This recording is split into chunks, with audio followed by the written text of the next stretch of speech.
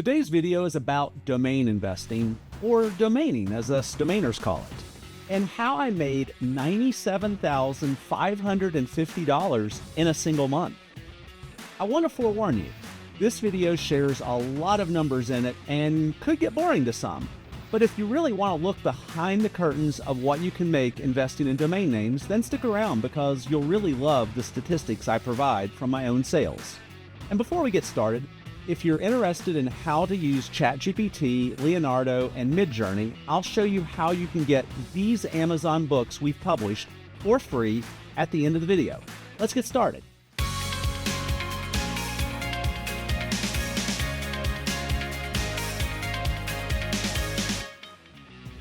I've been involved with domains since 1994. Think of domain names as virtual real estate.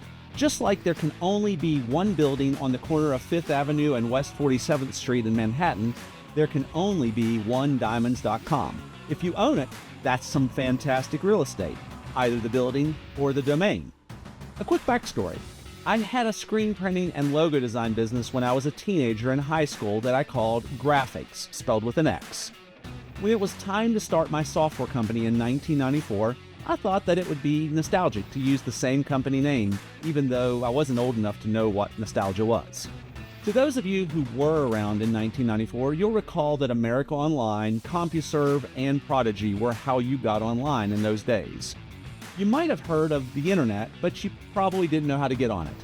My software company sold software developer code to other software developers through CompuServe. As a software developer, I also had an AOL account, as well as a real internet, basically only dial-up connection through VNet out of Charlotte, North Carolina. VNet was what was known as an ISP or internet service provider. For those of you who are nerds, you might remember at that time the first web browser was Mosaic, which was a college project by Mark Andreessen, who would graduate and go on to be the co-founder of Netscape, a web browser which would forever change the internet. Sure, Microsoft would go on to create Internet Explorer and bully them out of business. I had befriended a guy at VNet, and during one of our conversations, he told me how I could get the domain name for my company name for free. Yes, domains in 1994 were 100% free.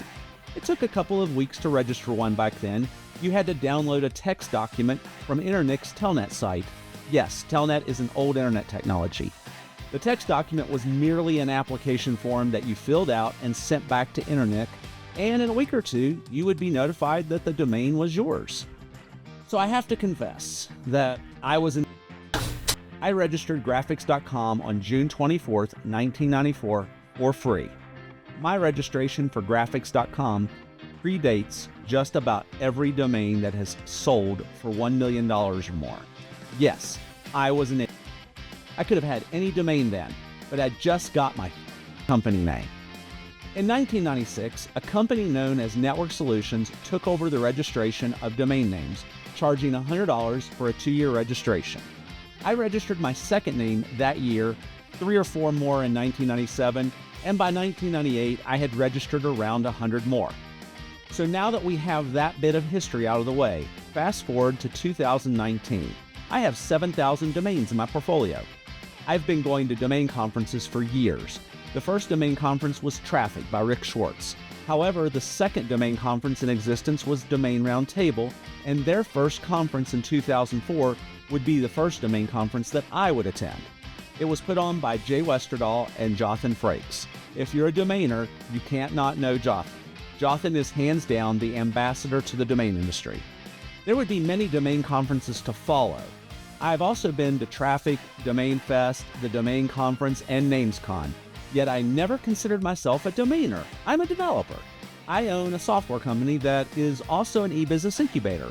We build out businesses, run them for 1 to 5 years, then sell them off as a business with cash flow.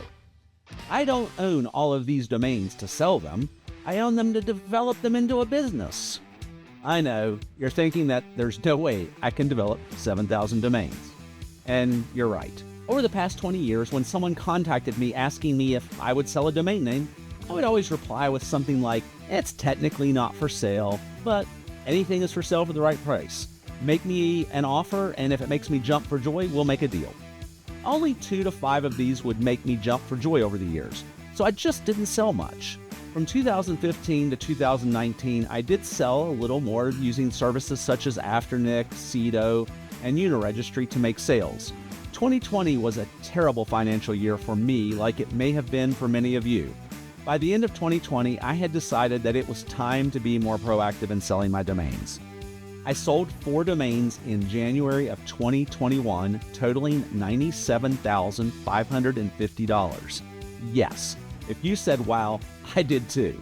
February had 3 more sales totaling $18,998. March had 8 more sales totaling $61,639. April slowed down a tad with only 2 sales totaling $5,821. May picked up a little bit with 4 sales totaling $9,150. June had 3 sales totaling $10,049. I ultimately sold 33 domains in 2021 totaling $235,866. I sold 12 domains in 2022 totaling $138,647. And I sold 13 domains in 2023 totaling $106,871. And unfortunately, 2024 has been really slow at only 3 domains totaling $7,749 so far. This filming is on June 9th, so who knows, the year could change with a single big sale. However, some things to know is out of these $489,133 worth of domain sales from 61 domains, I had a total of $70,058 invested in these. Yeah, that's almost a 7-time profit. Now some other statistics for you. The most expensive domain I purchased in this list was $17,650. I know, a lot of money. I also had a $16,587 acquisition. The next highest cost domain after those 2 expensive ones was $4,600, and the cheapest was $7.50. So you can see that the domains I sold had more of a cost of $10-ish to $4,000 each. Some other things to note, I have had some of these domains for as long as 15 years, but keep in mind that I wasn't a seller until 2021. My goal is to sell off most of my domain portfolio over the next 2 to 3 years. Continuing with statistics, domains that I hand registered for $80 sold for around $1,000 to $3,000, with the average sale being $2,000 or $2,078.50 to be exact. Domains that I bought at auction for $10 to $99 sold for $1,000 to $4,000, with the average sale being around the same, actually $1,818.88, oddly enough. Domains that I bought at auction for $100 to $1,000 sold for $2,000 to $5,000, with the average sale being $3,116.67.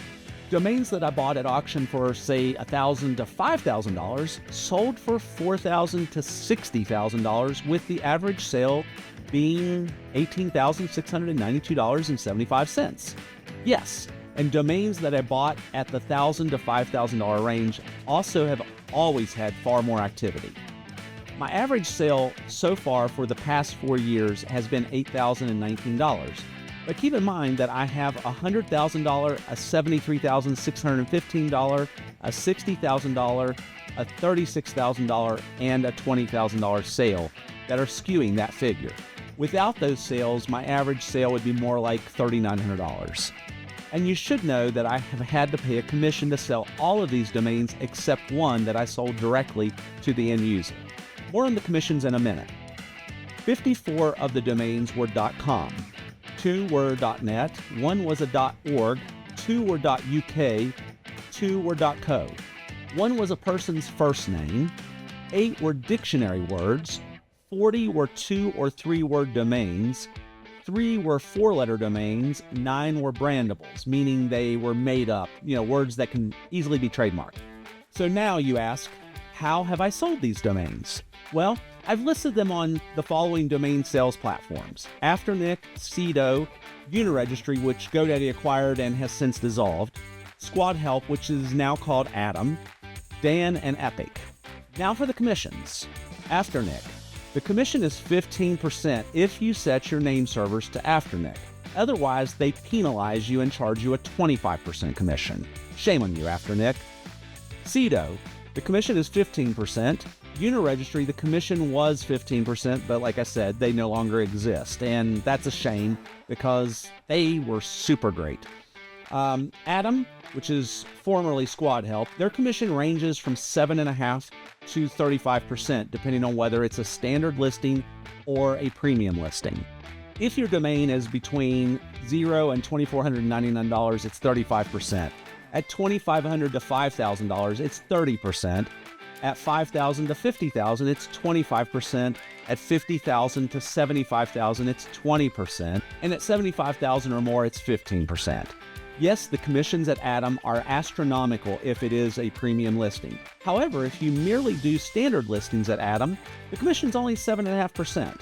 The difference between a standard and a premium listing at Atom is that standard listings only get the landing page and also a listing on your own white label marketplace, which they have to approve you for, whereas premium listings get some marketing love from them and get featured on their marketplace. Atom also has this convoluted method of paying a Squad Help coin, I guess maybe it's an Atom coin now, to list your domain as a premium listing. So you have to buy this Squad Help coin, which each of them costs $1, and you submit your domain for acceptance. And if it isn't accepted, you used to not get your Squad coin back, but now you do. And now you can use it on another domain. Someone like me who has thousands of domains could end up paying thousands of dollars if they wanted premium listing exposure. An important thing to note is that Atom lets you finance your domain to the buyer, which I actually like. I'll talk more on that in a minute. I also have listed domains on Dan.com and Epic.com, but I have yet to sell one on either platform. And Dan.com is also now owned by GoDaddy. Dan.com and Epic.com also let you finance your domain to a buyer. Like Afternic, Dan is now owned by GoDaddy. The commission at Dan is 9% and Epic is 10%.